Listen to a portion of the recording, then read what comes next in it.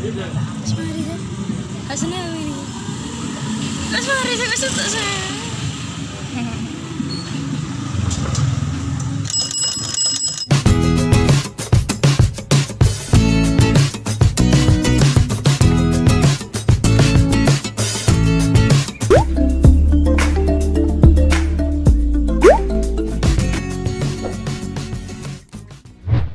Assalamualaikum, hai. Di kesempatan video ini saya akan berbagi cerita mengenai pengalaman saya dan teman-teman menjalankan study tour di tingkat menengah atas dengan tujuan pertama adalah ziarah wali. Semoga video ini memberikan wawasan dan manfaat kepada kalian yang mau atau akan berziarah wali. Tentunya tidak di saat situasi saat ini, saat pandemi ini. Dan harapan saya semoga masa-masa seperti ini akan cepat berlalu dan cepat berakhir. Oh ya, video ini diambil pada akhir tahun 2019, otomatis COVID-19 belum ada di Indonesia. Jadi ini aman.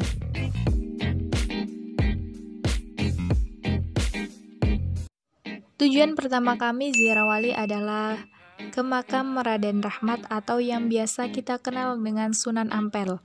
Makamnya berada di Jalan Petukangan 1 Ampel, Surabaya.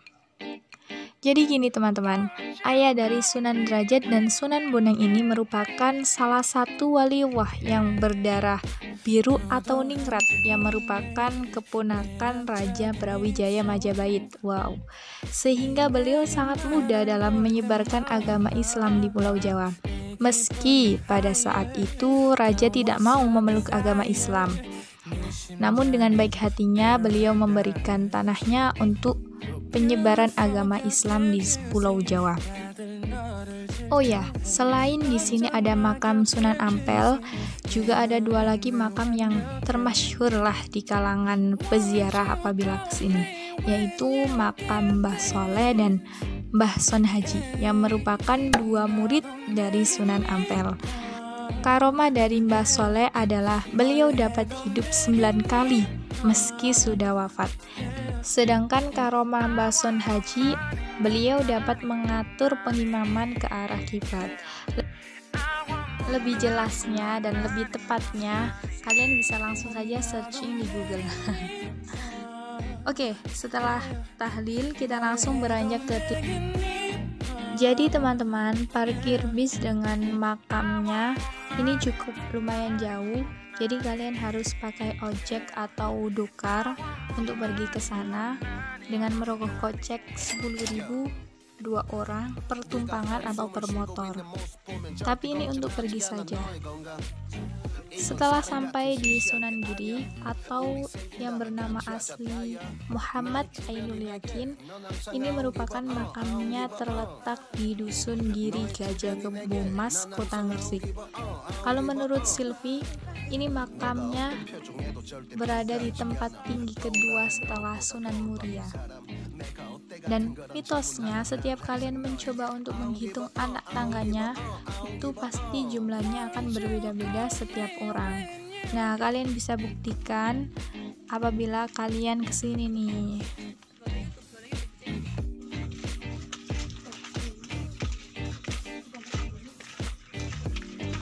Setelah tahlil di Sunan Giri, kita langsung cus ke tujuan Sunan selanjutnya, yaitu Sunan Muria. Kita pakai mobil ini, kalau aku namain ini Land, nggak tahu ya kalau kalian ini mobil apa. Untuk harga tarifnya pulang pergi adalah 160.000 per mobil, jadi kalian bisa patungan nih bersama teman-teman kalian. Nah, karena kebetulan baterainya habis, jadi nggak ada rekodan video, cuma bisa foto-foto. Jadi for your information, bahwa Sunan Gresik atau Syekh Maulana Malik Ibrahim ini merupakan sunan tertua yang menyebarkan ajaran Islam di Pulau Jawa. Beranjak dari kota Gresik, kami ke kota kelahiran saya, kota Lamongan, yakni makam Sunan Derajat. Ini merupakan salah satu sunan yang makamnya berada di pesisir. Jadi bisa dibilang banyak banget destinasi wisata-wisata. Sebut saja yang paling populer adalah wisata Bahari Lamongan dan Maharani Zoo. Tapi saya nggak akan bahas tentang destinasi tersebut karena tujuan kami bukan itu. Jadi Sunan Derajat atau yang bernama asli Raden Qasim ini merupakan putra bungsu dari Sunan Ampel. Bukan tanpa alasan bagi Sunan Derajat memilih tempat ini untuk penyebaran agama Islam, karena letaknya pun sangat strategis. Buktinya banyak banget destinasi wisata yang mengelilingi di kota ini. Makamnya terletak di perbukitan Derajat Paciran Lamongan, yang menurut cerita filosofinya pemilihan pergunungan dipercaya dekat dengan Allah, sebagaimana Nabi Musa dan Nabi Muhammad menerima wahyu pertama kalinya juga berada di gunung. Jadi gitu teman-teman. Mandi, terus sholat jamaah takhir bersama, terus melanjutkan perjalanan ke Muria ya. Mudah-mudahan lancar ya. Dari Sunan Derajat sedikit bergeser ke barat, yakni kota Tuban. Di sana kita ziarah ke saudara Sunan Derajat, yaitu Sunan Bonang, atau nama aslinya adalah Raden Maulana Makdum Ibrahim. Seperti pada umumnya, tempat parkir bis dengan makamnya ini cukup lumayan jauh, jadi kita harus pakai becak dengan tarif pergi 10.000 sedangkan pulang 15.000. Ini tarifnya berbeda karena dilihat dari tenaga yang dikeluarkan tukang becak tersebut, karena ini daerahnya ada yang menurun juga ada yang menanjak. Jadi gitu. Sekedar informasi juga, di sini menurut aku pusat pembelanjaannya para peziarah wali, karena di sini kita dimanjakan dengan beberapa toko yang menjual kekhasannya wali. Kekhasannya apa sih? Kalian pasti pernah berpikir kalau kita ziarah wali itu ada kekhasannya sendiri, karena karena mungkin akulturasi dari kearapan dengan kultur Jawanya. Jadi itu yang membuat khasnya saat kita ziarah wali. Pak, diperkirakan Tinya kon katuku isin. 30 ya mbak. 30 Pak. Temen ya. Ayo tunggu Cak. Oke, setelah selesai berziarah wali di daerah Jawa Timur, kita beranjak ke Jawa Tengah. Ini memerlukan waktu sekitar 4 jam. Hai.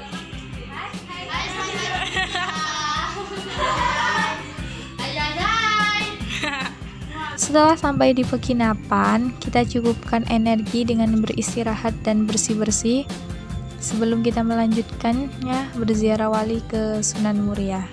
Di sini aku nggak akan membahas banyak tentang Sunan Muria karena aku pernah bahas di vlog study tour sebelumnya. Ini cuma bedanya sekarang kesini pas waktu matahari terbit. Jadi ini sangat dingin sekali, tapi nggak perlu diragukan lagi soal pemandangannya karena ini di daerah pegunungan. Jadi pemandangannya subhanallah sangat bagus sekali, like love. Masih di kota yang sama, kita beranjak dari Sunan Muria ke Sunan Kudus. Jadi ini so excited banget aku karena ini akan menjadi pengalaman pertama kalinya aku ke Sunan Kudus. Jadi yang di pikiran aku tuh kepingin lihat menaranya, apakah benar-benar secantik itu di foto. Dan yes, aku sangat excited banget.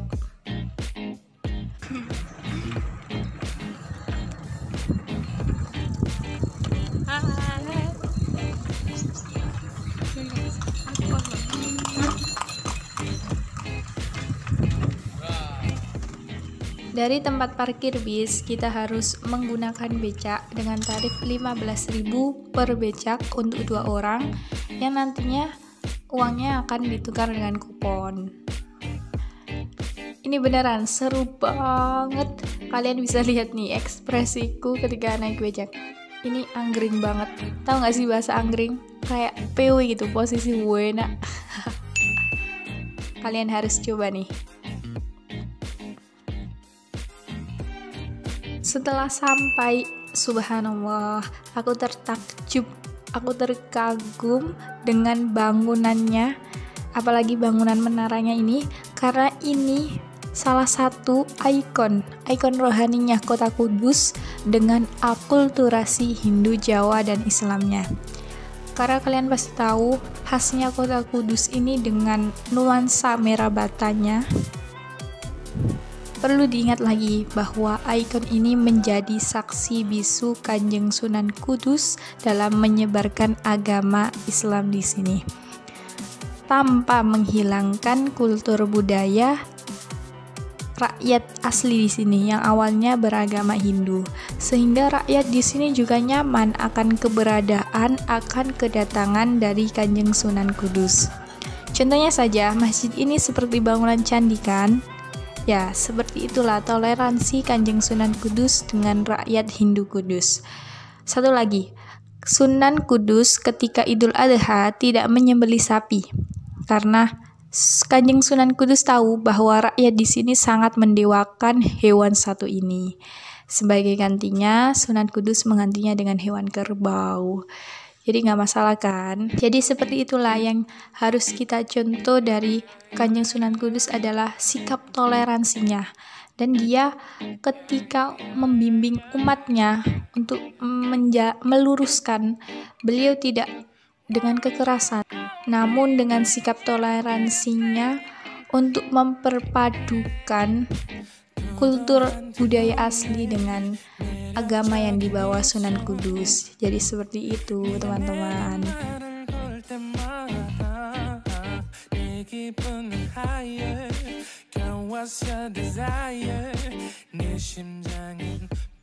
Buat kalian yang ingin berfoto di depan menara ini nih, tenang, di sini ada fotografer ahlinya. Jadi kalian tinggal bayar sesuai harga yang dipatok. Setelah berfoto-foto, kami langsung cus ke tempat parkir dengan menggunakan mobil len atau angkot ini. Kalau nggak salah, ini tarifnya sama seperti yang di Sunan Giri. Kemudian kita beranjak ke Sunan Kalijaga. Maaf banget, di sini aku nggak kasih pengalaman aku karena HP ku ketinggalan di bis. Jadi ini adalah kedua kalinya aku kesini. Kalian bisa cek di vlog aku sebelumnya. Nanti linknya aku taruh di description box. Dari Jawa Tengah kami beranjak ke Jawa Barat. Di sana kami berziarah ke Sunan Gunung Jati, atau nama aslinya adalah Syarif Hidayatullah. Karena ini berada di lingkup keraton Kesepuan Cirebon, jadi kalian pasti lihat nanti ada orang memakai baju adat Jawa Barat. Perbedaannya di sini adalah kekhasan kecina-cinaan atau Tiongkoknya, karena dahulu istri sang wali merupakan putri kaisar Tiongkok bernama Ong Tin. Jadi kita bisa lihat bagaimana perjuangan para wali dalam menyebarkan agama Islam di berbagai lapisan masyarakat. Ini wow banget sih menurut aku.